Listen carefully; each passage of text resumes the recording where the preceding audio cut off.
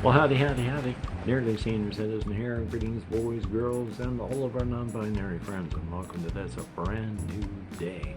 And remember, no matter who you are valid. Son of a gun. Brand new day it is. It is kind of sunny, kind of dim outside.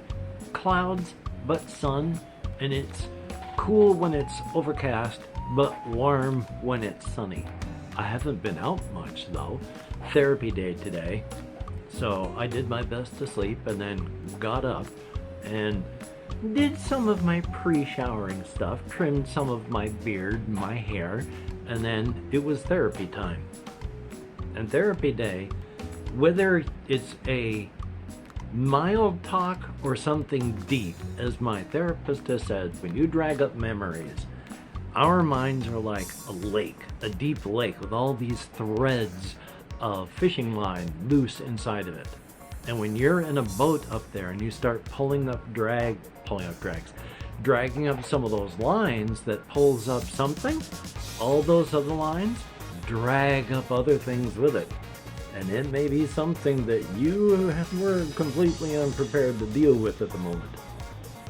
Well, I haven't had that, but stuff still comes up and usually needs to settle back down before I can deal with recording and such like that.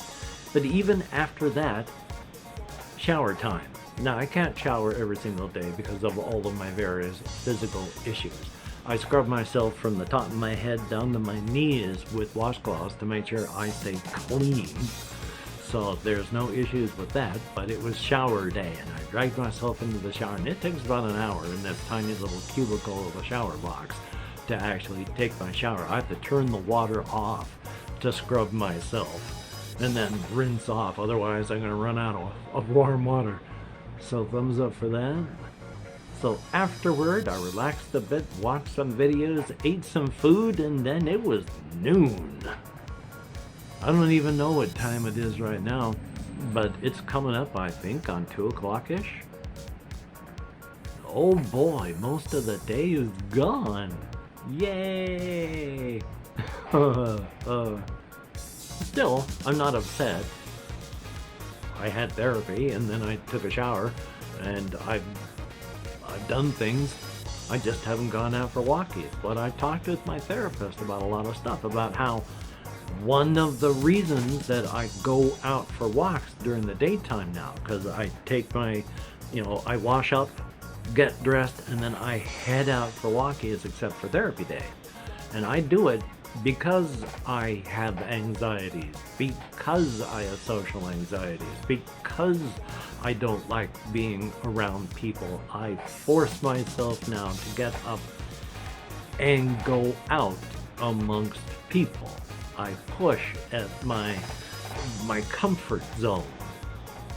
Because after all, comfort is stagnation, and stagnation is death.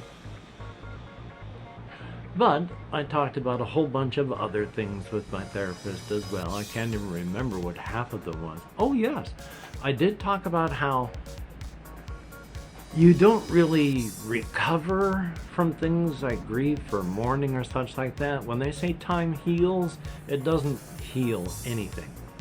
It just puts a bandage of time between you and your wound. And through time, you have more and more bandages. It's not healed. It's just hard to feel it anymore underneath the bandages of time. So where was I going with this? I can't exactly remember, but we were talking about this, that, and the other. Oh yes, and with my wife, where I had talked about here and with him how, yeah, I didn't start my mourning and my grief when my wife died. I started mourning and grieving 2 years into our marriage, because that's when she went in and had to have heart surgery. And from that moment on, I watched the next 10 years of her declining before she finally died. It was 20 years that I have gone through of grief and mourning. 1/3 of my life has gone over to grieving and mourning of this one person. Half of it before she was even gone. But it's perfectly valid, and even she said it is perfectly valid before she passed. You can grieve and mourn for dead dreams, because we had dreams and plans and hopes together. We had things we were going to do in our lives. And then all of it fell apart when she had to have heart surgery, and she just spent the next 10 years dying in front of my eyes. And so, yeah, as she even said before that, it's perfectly valid to mourn and grieve for the future you had planned on dying. So, that's been fun. But we talked about a whole bunch of this, that, and the other, as well as the deep stuff. But one of the things that I talked with them about is I haven't healed or recovered, in that it's still always going to hurt. Because after all, I gave this woman a portion of my heart. And when she died, that leaves a Jennifer, that was her name, shaped hole in my heart, and it will never heal. But time puts bandages between you and your injury, and it gets harder to feel. And while that's still there, I've bounced off the wall, and I now just consider myself, yeah, I'm a widower, but instead of a grieving and mourning widower, I am a single widower. Now, does that mean I'm going to go out and get involved in the dating scene? No, I am still an introvert. I still have anxieties and social anxieties, and it is difficult for me to get involved with other people. Even saying hello to somebody, the minute I engage, I start counting the seconds so I can disengage and get away. And it's not something I want to do. It's something that happens the moment I begin to talk. That back part of my head starts going, we need to get out of here. We need to get out of here. And it isn't because I don't want to be with people. Anxieties are that constant trickle of, well, one of the manifestations of anxieties is a constant trickle of adrenaline. That feeling of, I can't tell you what's going to happen, or when it's going to happen, or how bad it's going to be. But something horrible is going to happen very soon, and I need to get out of here now. And that is always pulling at you. You know nothing's happened, but that doesn't matter. When you're having anxieties of any kind, it's like your brain is at the switchboard, and everything is going haywire, and there's no way to fix it. Trying to run it with a broken switchboard. Yay! So, yeah, I'm trying to push and get out and go to be around people. And one of the things she did say is I have been one of the people that has engaged with grieving and mourning. I don't know how to, a good way to put that is I about aggressively attacked the idea of healing and leapt into the battle with everything. Because there's a lot of defense mechanisms you can have. There are a lot of defense mechanisms, and defense mechanisms are fine. When you need to heal, you may need a crutch, and crutches help you heal. There's nothing wrong with a crutch.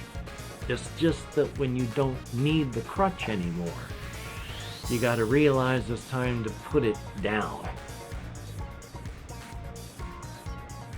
And one of the things I did with my narrative therapy, which narrative therapy is just you take your feelings and situations and you write about them. Now, I can't physically write for a lot of reasons, dealing with ADD/ADHD, but I've talked about them. And a lot of the stuff on my Razor's Edge and all this deals with the narrative therapy stuff, which is if you have feelings of abandonment, You deal with stories of abandonment, except you can twist stories to make them your story and make it end the way you want. You can't change the reality, but you can change your perception of it, and thus the way you react to it, and thus how you react to the rest of the world. And so I have been trying to, in the narrative therapy, one of my characters is separated from their home, their time and place, everyone they know. First, they're in an industrial plant type thing that gets separated, and everyone there dies of old age after a 100-year period, except for the main character, who's an inorganic human being, but they set themselves into low power mode, which will turn themselves basically off, and they never expect to wake up again. But 1.5 million years later, they do. And everyone and everything is irrevocably gone. There's no way to get any of it back. And they're holding on to that ball of pain. But that ball of pain only gets heavier as you try to drag it with you as you live. Until you get to the point where you simply can't function. You're paralyzed. You can't go forward while you're trying to carry that ball of pain. And it's okay to put the ball of pain down. You're not betraying anybody by putting the ball of pain down. This character is not betraying anybody that they left behind by putting that ball of pain down so they can reconcile with the present and move on into the future. And I am not doing any disservice to anybody by putting down my ball of pain so I can reconcile with the present and move on into the future. And narrative therapy really helped that. And he has rarely seen people who have gone into recovery as aggressively as I did, which I didn't mean to do anything other than just be me. But I bounced off of a wall, the bottom, whatever, and I am now just a single widower instead of a recovering widower, which is good. That's not a bad thing. That's good. Past that, though, I am surviving. I played more Fallout 3 last night. I've reached the point in Dead Money where, as much as I have enjoyed it, it's also become work because I've reached frustrating points. And because it has now become work, I don't want to do it. And that's great. Which, to make it even better, I finally, after I don't know how many years, checked my channel analytics. It's only been about a year. But my channel has been going, and compared to what it was even like 3 years ago, 4 years ago, it's nothing. Which is my fault. I can't do what I need to do, and with all my mental and physical stuff, so I'm not blaming anyone but me. But taking a look at the analytics, and over the past month and some, comparatively my channel's been doing gangbusters, and I've lost thousands and thousands of subscribers. I've picked some up. Videos have been picking up on views. Looking on my content page that I get when I upload, I can't really see it, but I guess it's a small bump over a lot of things. Now, I forget that I get paid by YouTube for making videos. Ever since I got fired by the MCN I was a part of, they used to pay me a tiny bit every month. I get like a $20 or $15 here. It was very, very tiny amounts until finally they just went, goodbye. Now I just plain forget that I get paid by YouTube. Because if I'm lucky, I get paid about once a year. You have to pass. I'm going to try that in English. Gabapentin for the win. It's a nerve. It does a lot of stuff. One of the things it can help with is nerve pain, but also what it does, it can help jumble up and mix up your words. I've been doing really good, but that's an issue. Now, where was I? Oh my God, ADD/ADHD. It's always a risk when I go on a tangent because you only have one train of... I'm talking to my label again instead of the camera. When I say label, it's not a label, it's a little magnetic thing to hold the lid of the cover shut. But I was talking to that instead of the camera. Which I was talking about ADD/ADHD, one track. Yes, you don't have a pause track or anything like that, you have one track. So when you have a tangent, it's not a tangent, it's your new line of thought. And if you cannot immediately remember what was just behind you, that's it, it's gone. You're now, this new tangent is just the line of thought. I love having ADD. I don't know when it's coming up. I'm going to get a reminder for it, but I've got to talk to my med manager. See if maybe Vyvanse, it's only, this is, comparatively, it's like Ritalin has like 4 ingredients in it that can raise your blood pressure, and Vyvanse has 1, which I don't need anything that raises my blood pressure since now I've finally gotten it down now that I'm on a blood pressure med. 2 of them actually, one of them is for ADD. So that part's fun. But still, I'm going to stop talking about what I was talking about because I'm ready to stop talking about them and I'm off on a new train of thought because I can't remember what I was talking about.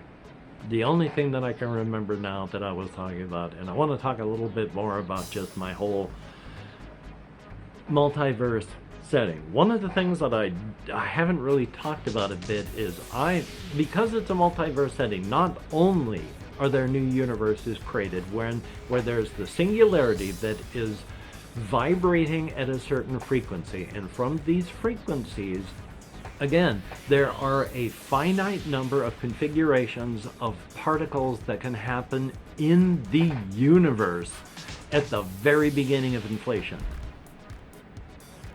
There is a finite number. It is absolutely incredibly astronomically huge, so big that our brains can't even handle it. But there are a finite number of particles and such, and a finite number of configurations. These singularities in a normal universe where there's no mixing of energies will just create an endless variation of those. So each and every variation that can happen will happen. Now, in our universe, of course, we see every variation of us, but that's not just every variation of us. People have talked about, well, what would the dinosaurs have, what would they have been like if they hadn't been wiped out by asteroids? Would they have become intelligent beings? Well, guess what? There's an infinite number of Earth-like worlds and an infinite number of universes where we don't develop because the dinosaurs didn't get wiped out. So they become the intelligent dominant species. And there are an endless number of variations of those universes. It's not just us. But what happened when the makers sank the foundations of the infinite city into this multiverse, and then when they had to evacuate because of the coming of dread Amaterasu, who, after she landed in the infinite city, live birthed her 12 children, now the city, which is sentient, sapient, and missing its inhabitants, has only mourning, hatred, and fear left. Especially fear, because the cosmic horrors themselves are finite. But the city is not. There will come a time when there is nothing left in the city but the city. and then the city will be alone for an infinite amount of time. And it knows this.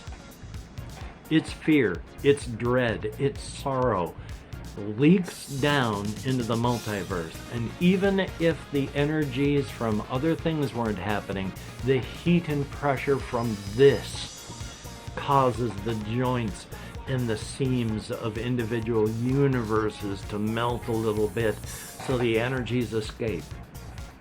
So you may have the energies from a universe that's right up near the singularity, and a massive number of energies escape and they flow into a universe down here. Those are uncontrollable things that are happening. That will create universes that are just bizarre. They will happen. Of course they'll happen. The energy just flowed in there. But it's going to be something that would normally have happened. But that's okay too. Yay! I can't even remember what my original point was. I was going to talk about something else and then ended up going on about the multiverses. Oh well. It's oh yeah, it was then I was going to go into the solo RPG stuff, because if you're still watching at this point, thumbs up and thank you so very much. On this setting that I'm putting almost as much energy into now as everything else, no one contests the Dwaylen on Lanloa their right to continue to explore and colonize with respect the rest of Lanloa. Nobody is contesting the right of the Goya on Stelden to colonize and strip the resources, except everyone's being much more respectful, but gain access to the resources on that continent. Thing is though, that wasn't English.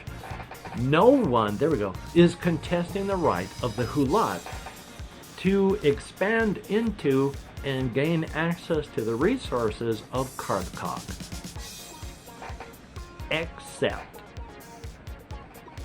given that Karthkog is a gigantic continent, if not a gigantic continent, maybe a conglomerate of others, because ships that have traveled north have gotten into the ice where they can't travel further, and it just keeps going south. So the Hulat have been slowly migrating southward, and nobody contests the right of the Hulat to expand into and gain access to the resources of Karthkog. Except they're moving out of an area that's like maybe 10% of the continental mass of Karthkog, expanding to the south and more to the west. Nobody knows what's to the south and to the west. What if there's another intelligent race? What if the Dwaylen had another branch that split off and actually reached Karthkog from the other direction? What happens if the Hulat, expanding southward, come into contact with them? Now, is any of that going to happen in the context of the story? I don't know. I'm following my creativity. But this is what they are faced with. So thumbs up for that. Yay! So I'm doing minor actual play in this while developing the entire world in the rest of my head. Yay! And then, of course, really quick, if you're semi-new or if you've forgotten, in the context of my cryptid setting, my cryptids are all the cryptids that we have in our world, but I contend that in the context of my setting, each and every one of these cryptids has a deep and burning, constant need to fill their bellies with human meat. And cryptids have absolutely terrifying digestive tracts that are larger on the inside than they are on the out, which is why a 5'4", 120-pound human-looking cryptid can fully devour comfortably a 250-pound human being. It'll take a time. It takes time to bite and chew out those huge chunks. about a good 45 minutes to an hour, and they will look like they're 8 months pregnant. But they can do it. And then even get down on all fours and lick up the blood. But there are very, very few of them that can and will actually do this, because at the same time, you're supposed to act within your nature. They have this ground into their heads from birth, and they all assume it's culture. Not really realizing that on top of that, I mean, there's no scientists. How could they ever know? It is a genetic imperative. Genetic imperative. I can't even remember where I was going with that one, but I got lost on that one. I think I was having a stroke. Yeah, they have that deep and burning desire. Yes, but it's within your nature. That's the genetic imperative. Act within your nature. 2% of the cryptid population acts within their nature when they devour human meat. The rest of them will not, cannot kill to eat a human being. They just will not. If they try, they will become violently sick. Physically, mentally, emotionally, they will vomit, which is exceptionally painful for a cryptid and normally impossible. It is torture for them. They will not do it if it is not within their nature. But if your third eye is open so you can interact with the cryptid world, and you walk up to your cryptid friends, you will hear their bellies start to grumble and slosh. That's the cephalic response. Their digestive tracts are getting ready to digest you. Only it's not within their nature, so they're not going to do anything about it. Except there was a triplet of brothers who started up a cryptid corporation, Uncle Bonbons, because they knew there was a market for this and it could help in a different way.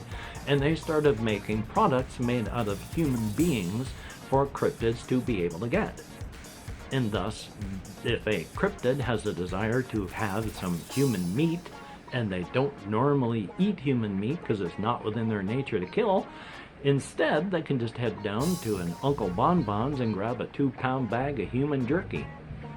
Or grab some chips that are made with ground up toenails and fingernails. Or get some teeth. Or grab a hemacola, which is sweetened with human blood plasma. There's a big market for that. So cryptids that would normally never be able to eat human meat, there's a full market for it. And hey, if you are a Patreon patron, thumbs up and thank you, it is appreciated. Without your help, I would be a badly hurting monkey instead of just the hurting monkey that I am. And I have not been just a hurting monkey for a very long time. This is many steps up. Thank you so very, very much. I do not have it within me right now, unfortunately, to put your names up here, and I'm not sure if I have it within me to actually read names out. So if I do, and if I don't, I just pose for no reason. But when you look in the mirror, you're looking at someone that is beautiful and awesome. So thumbs up and thank you. For everybody that leaves me comments, I wish I could answer more than I can, but each and every comment is read and usually appreciated, except for the extremely critical or the abusive ones. I leave the extremely critical ones because they're not abusive, unless they are, but I get rid of the abuse. Nobody needs abuse. So each and every comment, thumbs up, thank you. Yay. So hokey smokes, this once again turned into a long one, and I could talk for hours about my cryptids. I will continue to. I could talk for hours about the Hulak and everybody else on the world of Shensha, which is what the Dwaylen call it. I could talk for hours about the inside, the outside, the razor's edge, and I have. But until we meet again, you take care. Have a great day today. I will see you on the flip side. And that is indeed a very good thing. Almost a half hour. God, once I start yakking, I just don't shut up. You take care.